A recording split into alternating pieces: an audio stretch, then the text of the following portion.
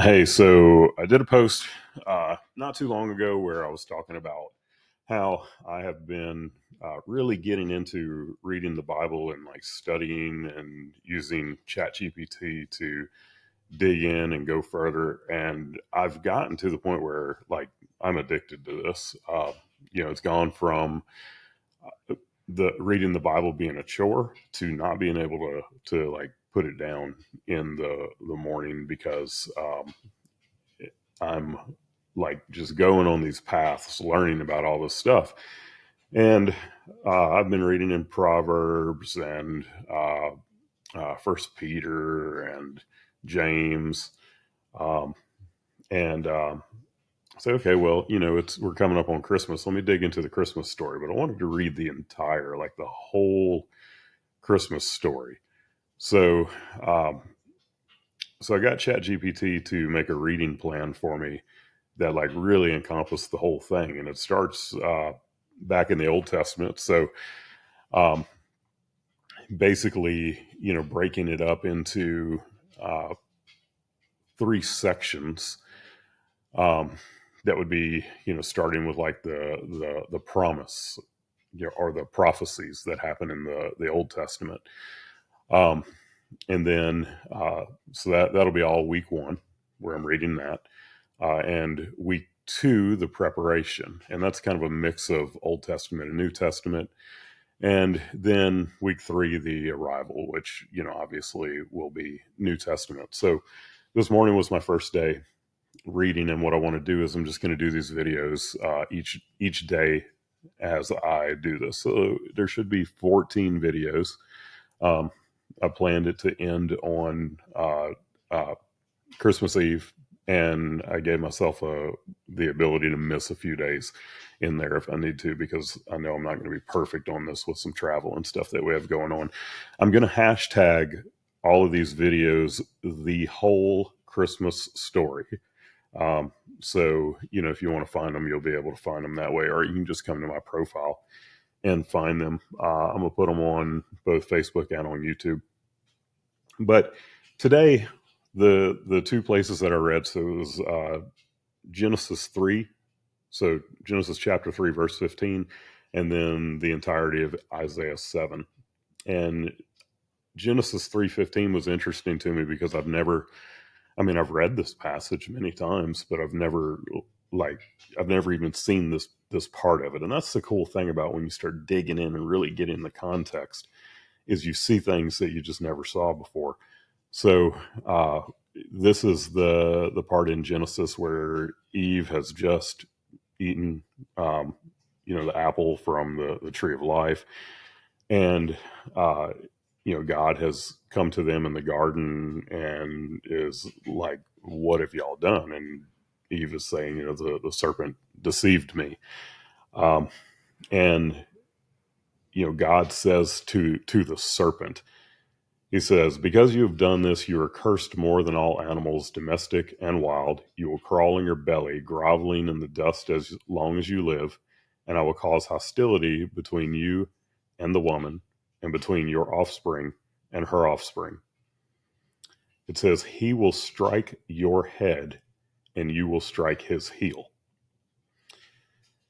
And this part right here, that he will strike your head and you will strike his heel, is widely accepted by Bible scholars that this is the first mention of Jesus in the Bible. So, we're like in the third, just the third chapter in the Bible, and if we go back one where it says, "I'll cause hostility between you and the woman, and between your offspring and her offspring," of course, her lineage, Jesus would be in her lineage.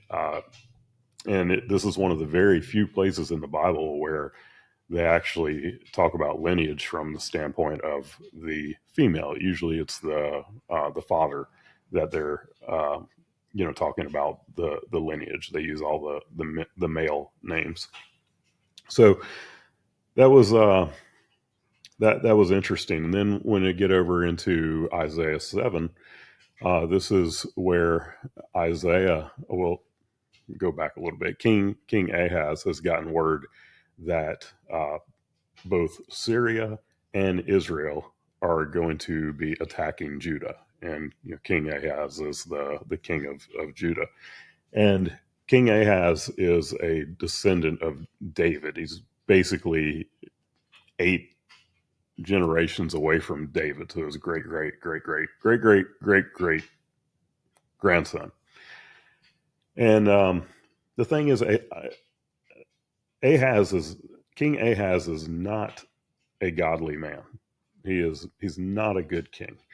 Um, and But he's fearing these other 2 territories that are going to invade Judah, and Isaiah is coming to him saying that this is never going to happen. Like, it's not going to happen. And he tells King Ahaz, he says, ask for a sign, make it as difficult as you want. And King Ahaz is like, no, I'm not going to test God like that. So, not a godly man, but he fears God, to an extent. And he uh, Isaiah's like, well, okay, that's fine. God will just give you a sign, and says, look, the virgin will conceive a child. She will give birth to a son and will call him Emmanuel, which means God with us. By the time this child is old enough to choose what is right and reject what is wrong, he will be eating yogurt and honey. For before the child is that old, the lands of the 2 kings you fear so much will both be deserted.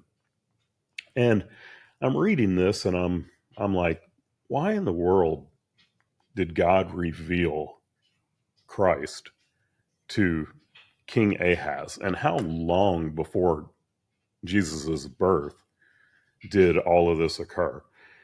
And I find out it's 700 to 800 years before Jesus' birth when this occurred. But the reason that God reveals this to King Ahaz is because King Ahaz is the descendant of David, and Christ is to be a descendant of David. So he's protecting the Davidic line and the Messianic line ultimately. So they also, there's a lot in the Bible with these prophecies where there is a near-term fulfillment and a long-term fulfillment. And this is something that I had to dig into because I'm like, is that something that ChatGPT is just making up? But it's not. So the near-term fulfillment is because I was also like, well, King Ahaz didn't get to see that sign. He was not still alive when Jesus was born. So I'm like, how was that a sign for him? And it's like, well, there's a near-term fulfillment and a long-term fulfillment in a lot of these prophecies. And the near-term fulfillment was suspected that there was a girl that was possibly part of the king's concubine or something like that, and that she was going to conceive a child. Now, this was not an immaculate conception, but that she would conceive a child, and that before this child was old enough to know right from wrong, that these other 2 kings would, like, their lands would be devastated and deserted. So that's the sign that Ahaz would have seen, but that this was also a prophecy of Jesus to come. So we're 800 years before Jesus. We're Old Testament, Book of Isaiah, and we've got a prophecy of a virgin birth and a child which will be named Emmanuel, which is God with us. And then, because of my ADD brain, I started going down the path. There was something there that made me go down the path of like where Islam, came from and all of that, because there's some belief there that that you have Abraham's kids, or his 2 sons, Isaac and Ishmael, that Christianity was came out of Isaac's lineage, and Islam came out of Ishmael's lineage. And of course, Ishmael was the son who was actually the son of his servant, not his wife, whereas Isaac was the fulfilled promise that they would actually have a child. And I went down that path and found that there's actually nothing biblical that says that Islam came out of went back to Ishmael. Now, apparently, in the Quran it does say that, but Islam is also something that didn't come around till about 700 A.D. So, well after Christ. So, just a side note there. I don't know. I go down these crazy paths when I'm reading about this stuff, and then it took me into, well, was there, the people from Judah, were they going into Arabia? And because the Bible doesn't talk a lot about like what happened in Arabia, but I was wondering, is the land so desolate and everything between that there really was just no communication there, but there were actually trade routes and all of that, which is one of the things that made Solomon so rich, because his kingdom sat right there on the trade route. I don't know, it's how my brain works. I started looking at maps and all of this stuff, but it was really cool. But anyway, we go Genesis 3:15. The Lord saying that He will strike the head of the serpent will strike his heels. So the Bible basically begins with a war against good and evil, and then it ends with a war against good and evil also in Revelation. So that was my reading today. And tomorrow I'll do the same thing, but we are leading to the birth of Christ 700 years before he was born right now. Way, way, way before that, if we go all the way into Genesis 3:15. So, I don't know. I'm finding this stuff really interesting, and I'm loving digging in. I hope that that it's something that you find interesting as well. So, long video.